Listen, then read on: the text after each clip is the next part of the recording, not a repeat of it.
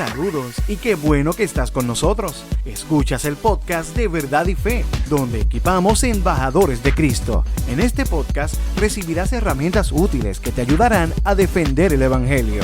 Para más información, búscanos en las redes sociales como Verdad y Fe o en verdadyfe.com.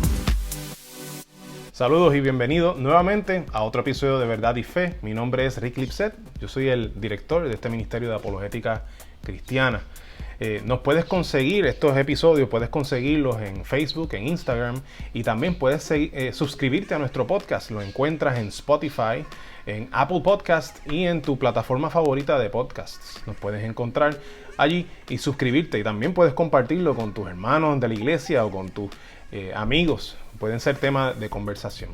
Y quisiera hoy continuar con estos episodios que estamos haciendo con relación a la inspiración de la Escritura. Este sería el segundo episodio. En el anterior hablamos específicamente de si la Biblia es inspirada o no y cómo sabemos esto. Y en el día de hoy quisiera hablar sobre el canon bíblico. ¿Cuál es el canon bíblico? Muchas veces se piensa que el canon bíblico fue algo que se escogió aleatoriamente por los primeros cristianos y se puso todo junto y dijeron, pues mira, esta es la Biblia.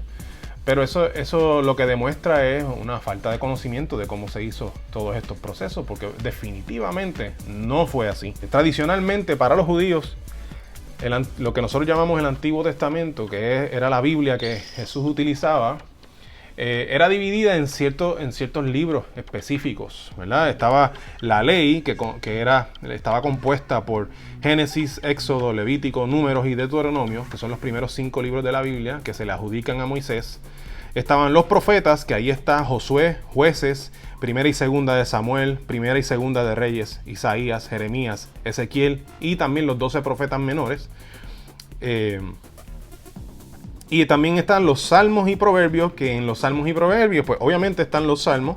Está Job, Cantares, Ruth, Lamentaciones, Eclesiastés, Esther, Daniel, Esdras, Nehemías y Primera y Segunda de Crónicas. Y esto va a depender también mucho del género literario que tienen estos libros. Pero esta era la manera en que eran agrupados por los judíos en el tiempo de Jesús. Y entonces cuando vamos a Lucas 24, el 44 al 45, vemos específicamente lo que deberíamos encontrar, que es que Jesús abogaba por ese canon bíblico. Dice Lucas 24, 44 al 45. Entonces dijo, cuando estaba con ustedes antes, les dije que tenía que cumplirse todo lo escrito acerca de mí en la ley de Moisés, en los profetas y en los salmos. Entonces les abrió la mente para que entendieran las escrituras. Ese último versículo lo pone Lucas ahí para explicar lo que estaba sucediendo, pero nos da una idea clara de qué era lo que Jesús creía acerca de lo que es Moisés, los profetas y los salmos. Y Lucas dice claramente que es escritura, grafen. La palabra en el griego es grafen. Así que Jesús utilizaba estos escritos autoritativos para él y los utilizaba como aliento de Dios, como escritura que provenía de Dios. Por lo tanto, ese era el estandarte judío. Esa escritura que Jesús menciona ahí es lo que los judíos utilizaban y utilizan como escritura inspirada.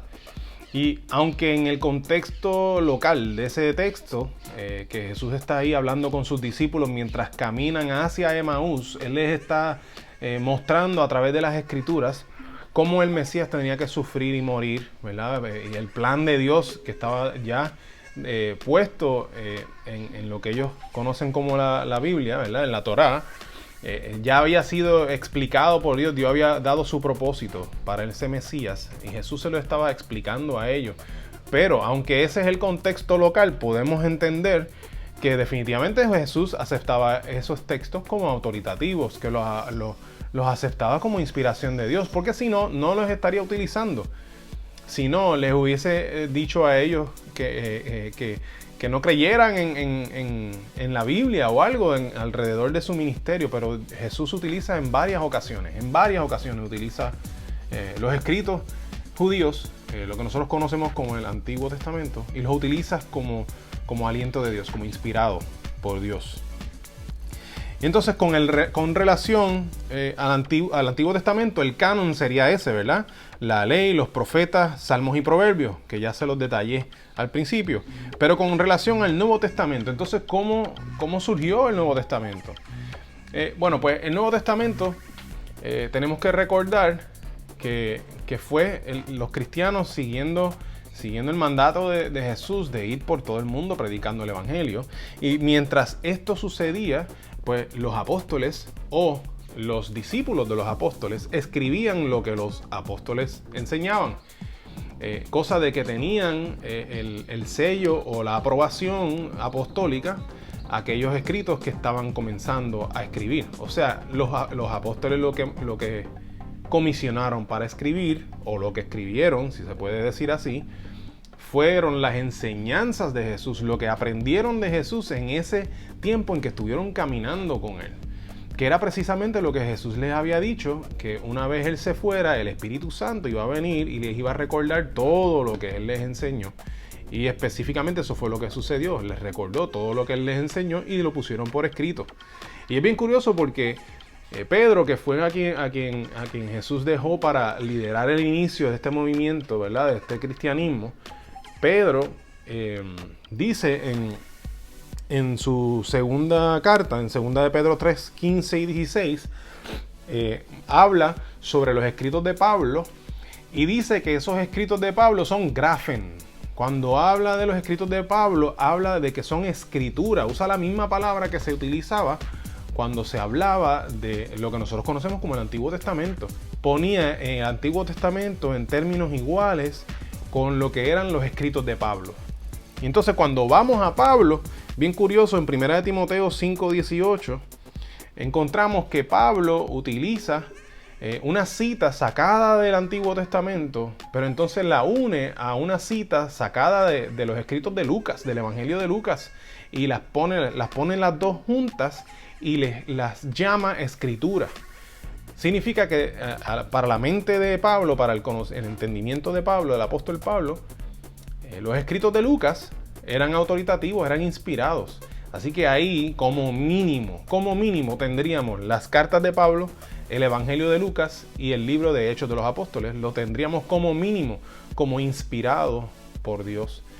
¿Y qué hacemos con los demás libros? Pues los demás libros fueron aceptados como inspirados por Dios, por la iglesia primitiva, porque veían todos los elementos que se deben dar para transformar vidas, para hablar de cosas que sucederían en el futuro, ¿verdad? Como la destrucción del templo que Jesús predijo y sucedió en el año 70. Había una serie de aseveraciones que sucedían en las escrituras que denotaban, ¿verdad? Y cuando digo escritura estoy hablando ahora del Nuevo Testamento, que denotaban que efectivamente ellas eran inspiradas. Entonces el canon bíblico, es bien importante que nosotros sepamos que el canon bíblico no se estableció en el Concilio de Nicea. En el Concilio de Nicea se reunió la iglesia, pero fue para comentar sobre cuáles libros ya estaban utilizando.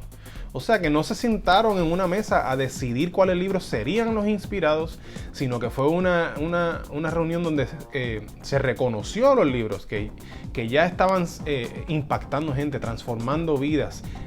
Todos esos libros que ya por excelencia estaban utilizando para enseñar, que eran las bases, el fundamento de la iglesia. Y cuando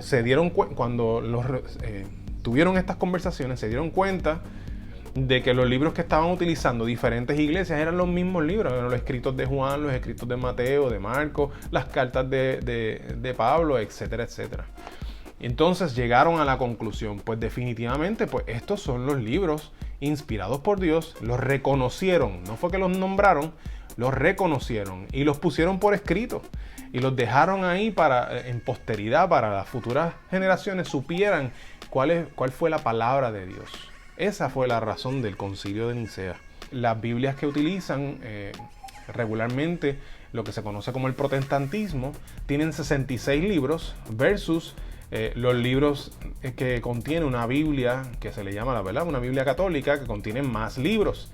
¿Y por qué? En el Concilio de Hipona, que fue en el año 393 después de Cristo, Concilio de Hipona, 393 después de Cristo, o sea que habían pasado casi 400 años después de la muerte de Cristo. Entonces es que se reúne la iglesia y decide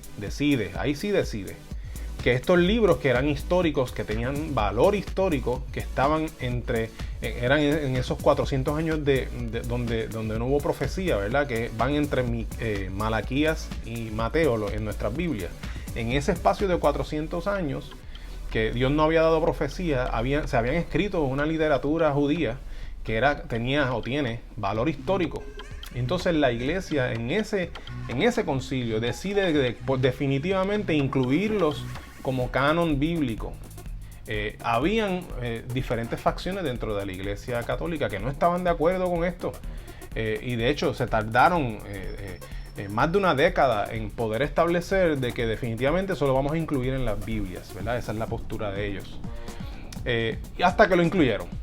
Pero ¿qué pasa? Que para nosotros los que no somos católicos, cuando analizamos la Biblia y vemos que Jesús claramente establece que la escritura del Antiguo Testamento era Moisés, los profetas y los salmos, como dice en Marcos 24:44, pues entonces el protestantismo no acepta como inspirados los libros que se conocen como los deuterocanónicos. Esos libros o los apócrifos, le pueden llamar así. Esos libros no se aceptan como inspirados, pero sí tienen valor histórico. Curiosamente, esos libros no se utilizan en el culto católico. Así que incluso los católicos no utilizan esos libros para predicar. Tú vas a una misa un domingo, nunca vas a escuchar uno de esos libros siendo utilizado para predicar. Así que espero que esto conteste un poco el tema del canon bíblico. Espero que te dé hambre de querer conocer más para que vayas y te lances a investigar más por tu cuenta. Espero que te haya ayudado de alguna manera para pensar algunas cositas. Así que me despido por ahora. Dios te bendiga y te veo en el próximo episodio. Saludos. ¿Qué te pareció el tema de hoy? Déjanos tu comentario o pregunta en nuestra página de Facebook Verdad y Fe. Oramos para que este podcast sirva para darte herramientas útiles que te ayudarán a defender el Evangelio. Para más información, búscanos en las redes sociales como Verdad y Fe o en verdadyfe.com. Gracias por estar con nosotros.